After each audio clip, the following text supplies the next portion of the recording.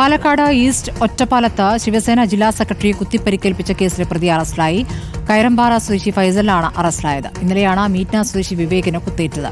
ഇക്ബാൽ അറക്കൽ വിവരങ്ങളുമായി. ഇക്ബാൽ, ഇപ്പോൾ പ്രതി പിടിയിലായിരിക്കുന്നു, എന്താണ് പറയുന്നത് പോലീസ്?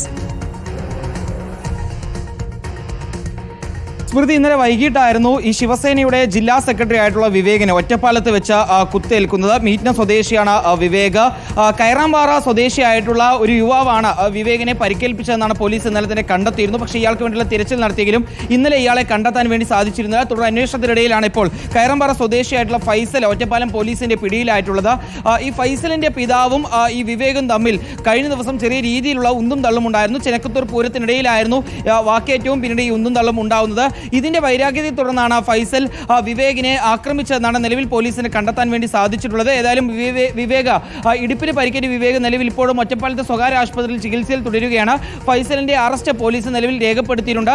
ചോദ്യം ചെയ്യലും അതുപോലെ തന്നെ ഈ സംഭവ സ്ഥലത്തേക്ക് എത്തിച്ച് തെളിവെടുപ്പും നടത്തിയതിനു ശേഷം ഫൈസലിനെ കോടതിയിൽ ഹാജരാക്കുമെന്നാണ് ഒറ്റപ്പാലം പോലീസ് നിലവിൽ അറിയിച്ചിട്ടുള്ളത്. സ്മൃതി, ഇക്ബാൽ അറക്കലാണ് വിവരങ്ങൾ.